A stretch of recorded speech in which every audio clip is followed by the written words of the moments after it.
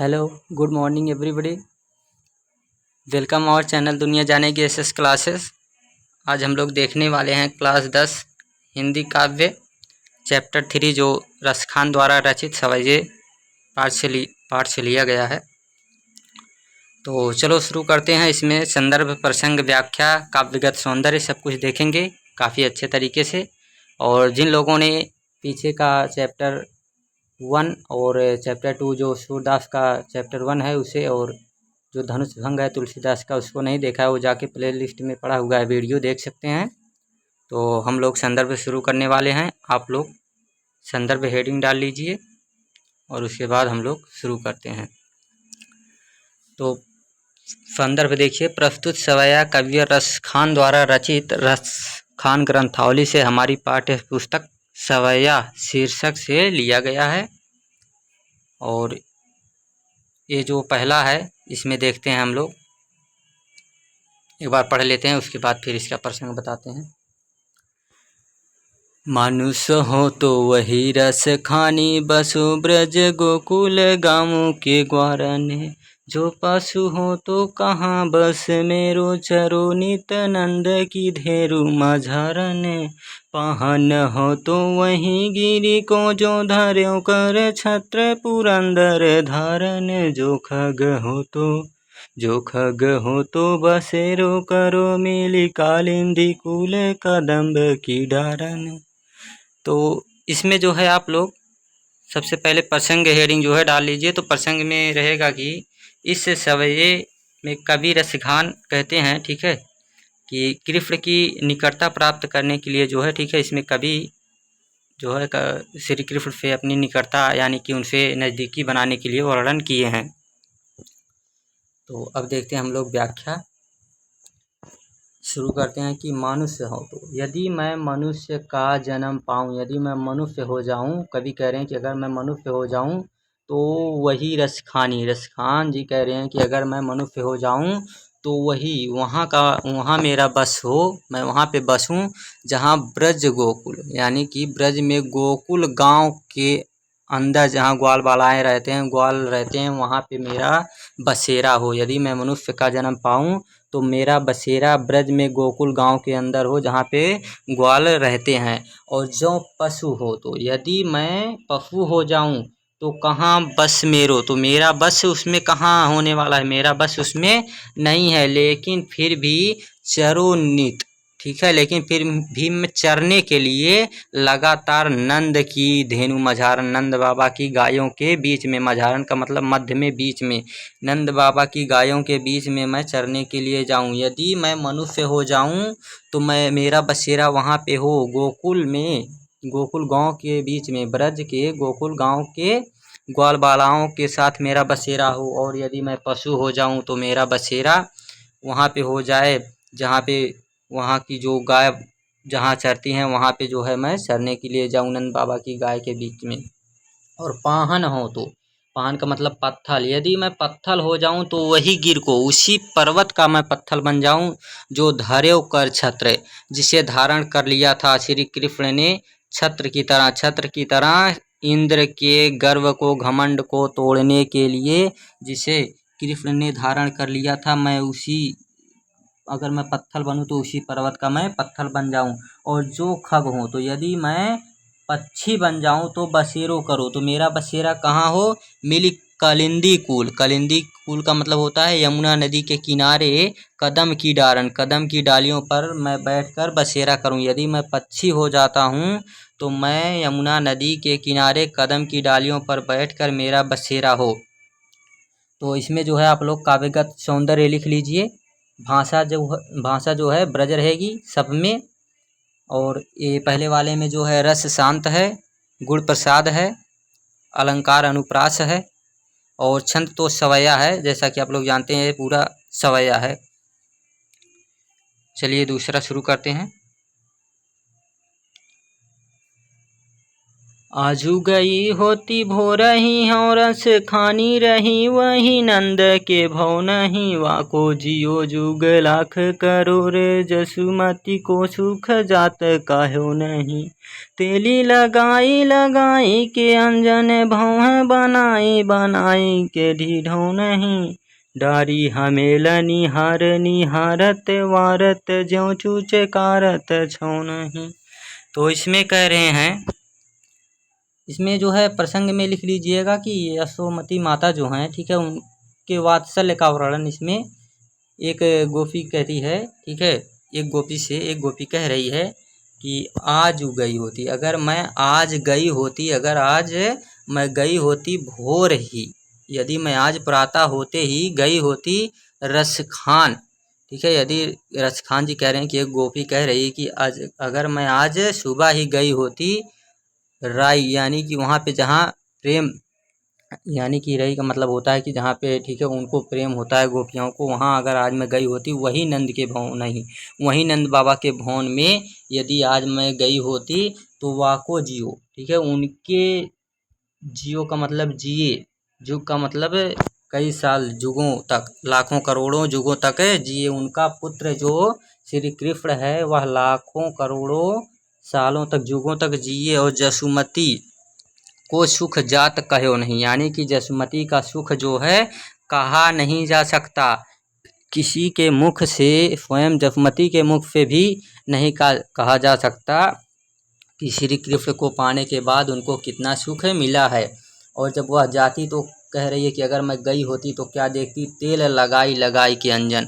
तो श्री कृष्ण को जसुमती माता तेल लगाई लगाई के, तेल लगा लगा कर कई अंजन, और फिर उसके बाद अंजन लगाती हैं, काजल लगाती हैं, और भौहें बनाई बनाई के, भौहें जो है उनकी बना बना के, और ढिठौने का मतलब क्या होता है, काला टीका लगाना, जो काजल का काला टीका लगाते हैं बच्चों को, ठीक है, तो इस तरह से जैसे सिर होता है तो यहाँ कोने में ऐसे टीका लगा देते हैं, तो उसी तरह से कह रही हैं कि जो है टीका लगा लगा के ऐसा करती हैं जसुमती माता, वही वह देखी होती है ऐसा, वह अपना जो है वहाँ पे जैसे एक गोपी से बता रही है।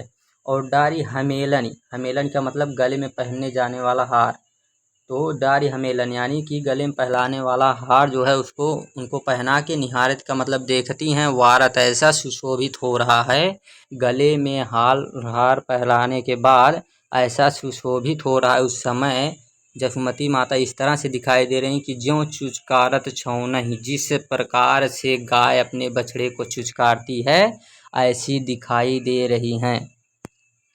तो ये हो गया दूसरा। इसमें जो है आप लोग काव्यगत सौंदर्य लिख लीजिए, रस जो है वात्सल्य रहेगा, अलंकार जो है अनुप्रास और यमक रहेगा, और क्या पहले वाले में अलंकार तो बताया ना, पहले वाले में अनुप्रास रहेगा, और फिर उसके बाद जो है इसमें गुण प्रसाद रहेगा, और भाषा वही ब्रज ही रहेगी, ठीक है, उसके बाद जो है छंद सवैया ही रहेगा। अब देखते हैं तीसरा,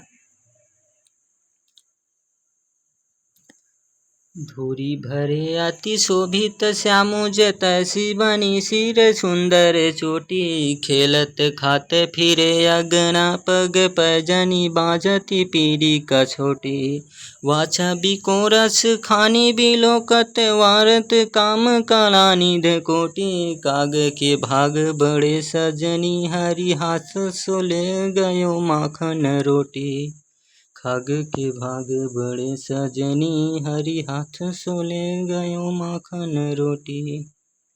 तो इसमें जो है सबसे पहले आप लोग जो है क्या प्रसंग डाल लीजिए, संदर्भ सब में एक रहेगा, तो प्रसंग इसमें जो कवि हैं उन्होंने कृष्ण के बाल्य सौंदर्य का जो है चित्रण किया है। और गोपी कहती है, इसमें भी जो है गोपी कह रही है कि धूरी भरे, यानी कि धूल से भरे हुए अत्यधिक सुशोभित हो रहे हैं। श्यामुज का मतलब श्री कृष्ण, श्री कृष्ण जो हैं धूल से भर जाने के कारण अत्यधिक सुशोभित हो रहे हैं, और तैसी बनी, वैसी ही उनके सिर पर सुंदर चोटी बनी हुई है।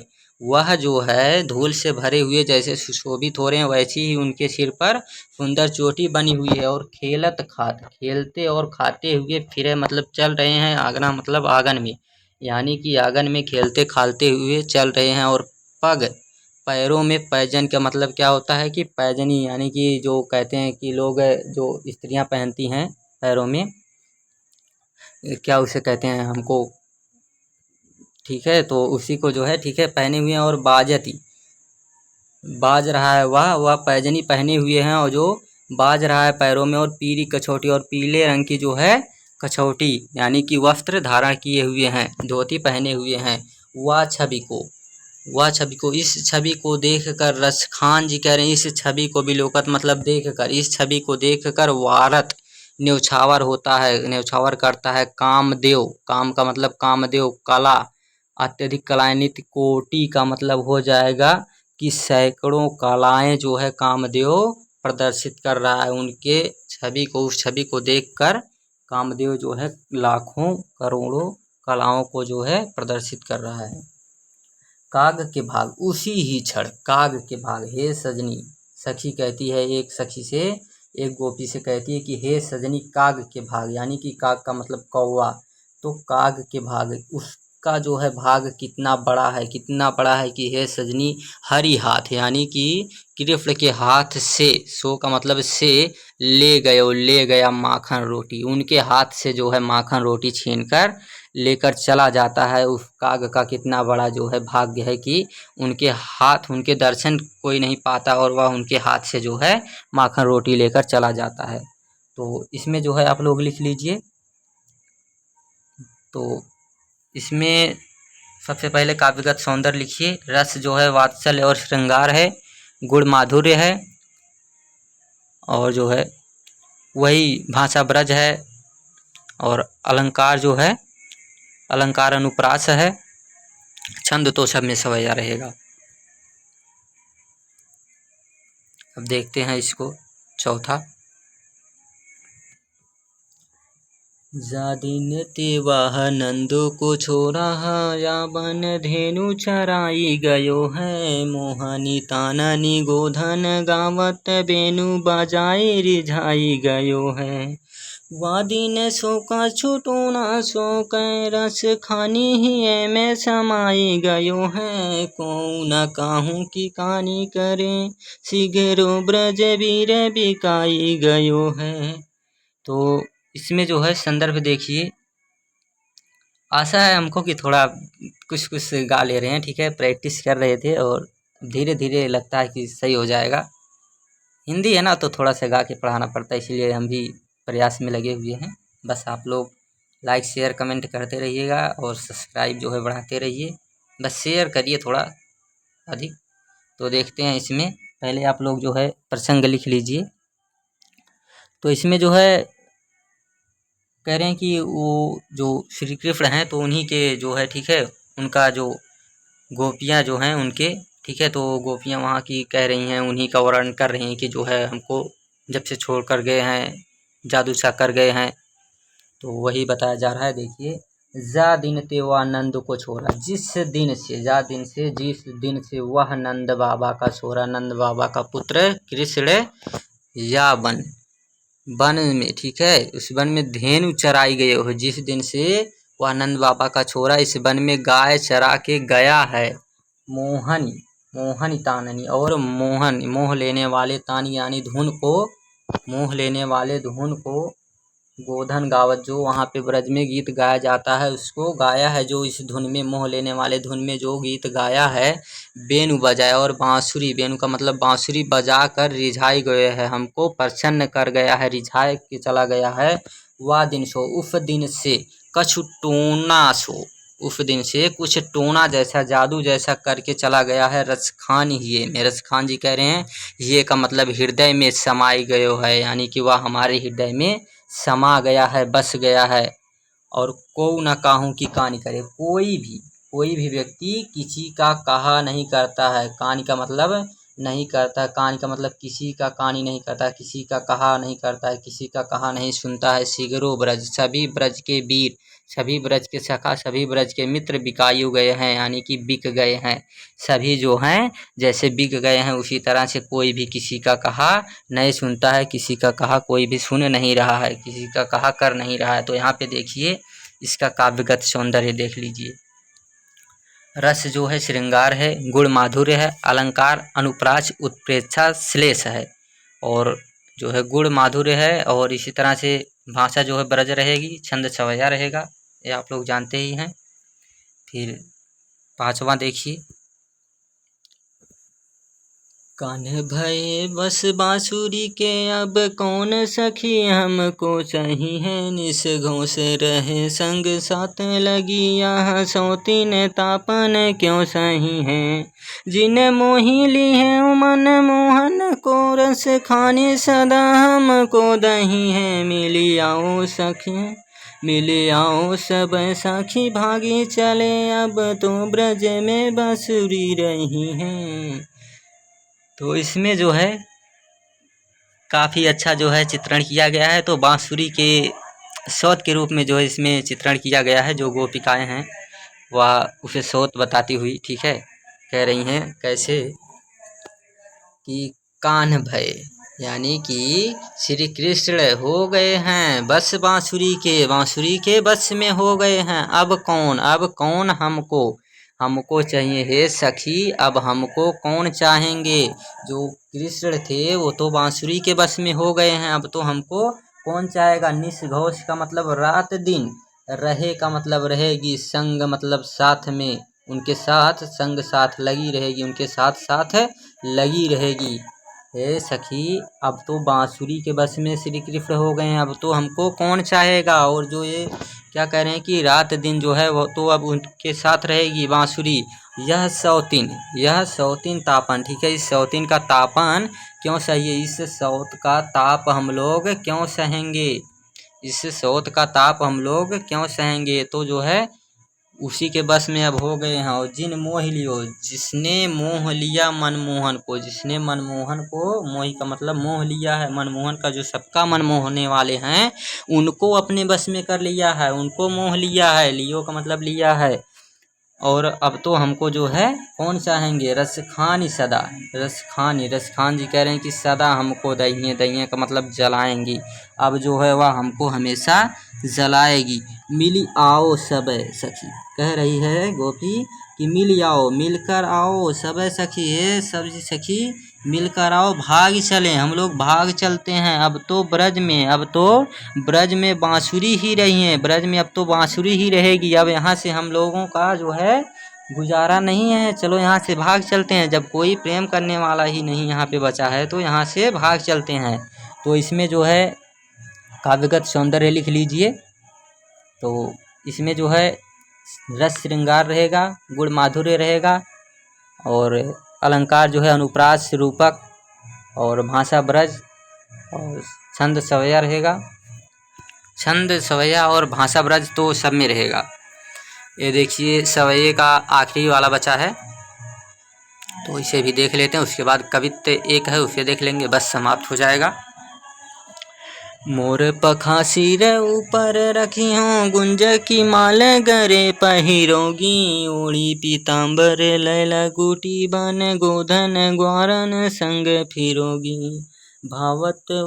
भावतो ही मेरो रस खाने, सो तेरे कहे सब स्वांग करोगी। या मुरली धर की, या मुरली धर की, अधरान धरी अधराना धरोगी। मोर पखा सिर ऊपर रखी हो, गुंज की माल गरे पहिरोगी।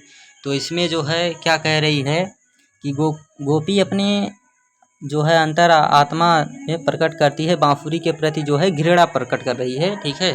तो क्या कह रही है कि मोर के पंख को सिर के ऊपर रखियों का मतलब है धारण करूंगी, यानी कि मोर के पंख को जिस तरह से श्री कृष्ण अपने ऊपर धारण करते थे सिर के ऊपर, उसी तरह से मैं धारण करूंगी। और गुंज यानी कि वैजंती की माला गले में पहनूंगी, गरे का मतलब गले में, पहिरोगी का मतलब पहनूंगी, और वैजंती की माला जो है मैं गले में पहनूंगी। और ओढ़ी पीताम्बर, ओढ़ूंगी पीला वस्त्र जो है मैं ओढ़ूंगी, धारण करूंगी। लय लगुटी का मतलब लाठी, और लाठी लेकर बन गोधन बनकर ग्वाल वालाओं के संग फिरूंगी, ग्वाल वालाओं के संग जो है मैं चलूंगी, खेलूंगी, घूमूंगी।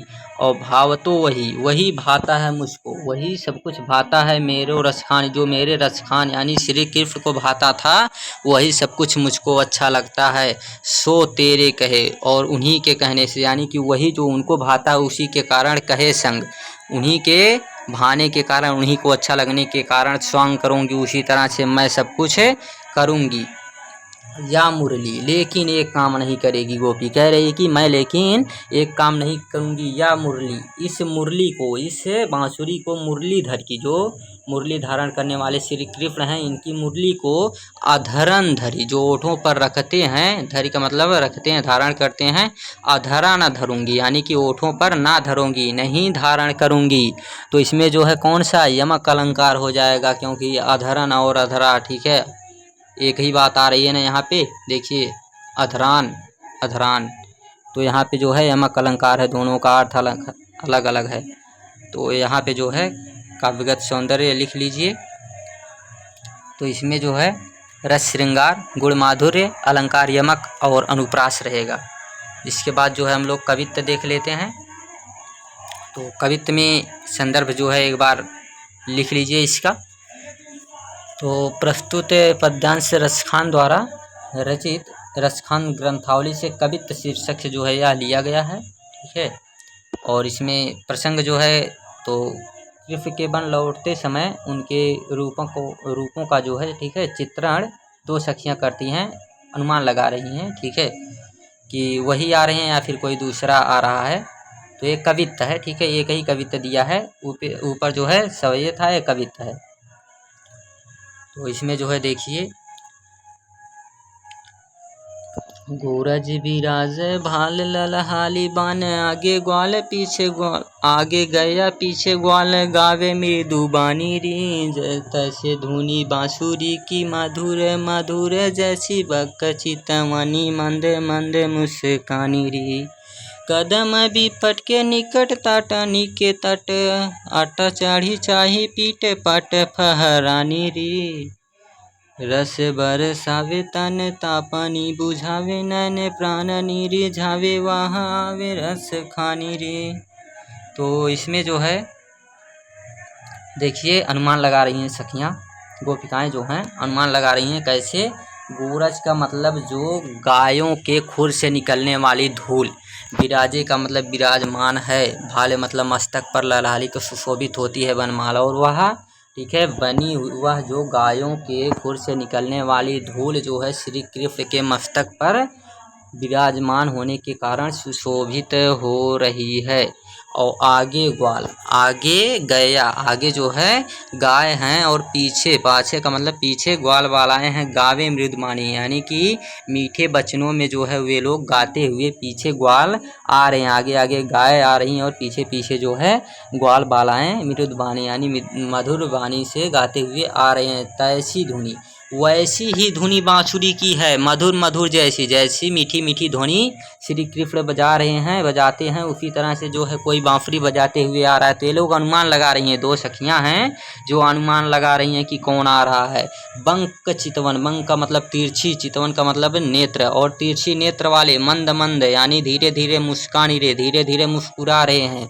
तिरछी नेत्र वाले श्री कृष्ण को ही कहते हैं। तो ऐसा ही अनुमान लगा रहे हैं कि तिरछी नेत्र वाला धीरे धीरे मुस्काता हुआ आ रहा है। और कदम विपट, कदम के वृक्ष पर, वृक्ष पर के निकट यानी कि तटनी के तट, यानी कि यमुना नदी के किनारे के पास कदम के वृक्ष, ठीक है, यमुना नदी के किनारे के पास जो है कदम का वृक्ष है, वहाँ पर अठा चढ़ी यानी कि पत्थल, चढ़ी का मतलब चढ़कर ऊपर, अटा का मतलब पत्थल पर चढ़ी जाए, चढ़कर देखो, पीट पट यानी पीला वस्त्र पहराता हुआ आ रहा है। एक सखी अब यहाँ से कह रही है कि यमुना नदी के किनारे जो पास में एक कदम का वृक्ष है वहाँ पर जाओ और एक पत्थल पर चढ़कर देखो कि पीला वस्त्र कोई फहरा रहा है। पीट पट यानी पीला वस्त्र कोई फहरा रहा है। रस बरसावे, रस बरसाता हुआ, तप बुझाई नैन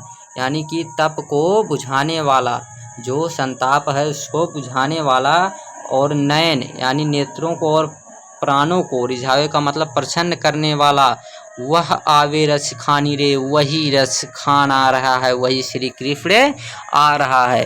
तो ऐसा जो है गोपिकाएं अनुमान लगाती हुई, ठीक है, कह रही थी। अब जाके हम लोग इसका काव्यगत सौंदर्य देख लेते हैं।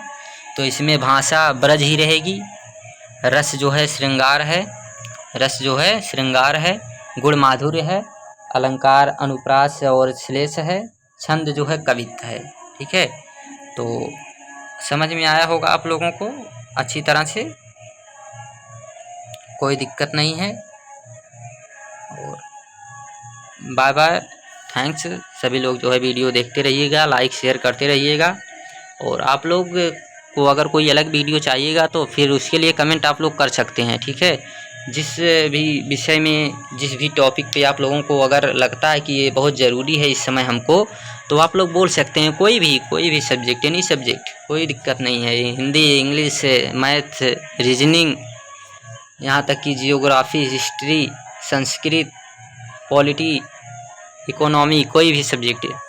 बस आप लोग, अभी तो हम मतलब बोर्ड नहीं लिए, लेकिन फिर भी अगर कोई ज़रूरी टॉपिक होगा तो हम बता सकते हैं, कोई दिक्कत नहीं है। सो बाय बाय, थैंक्स।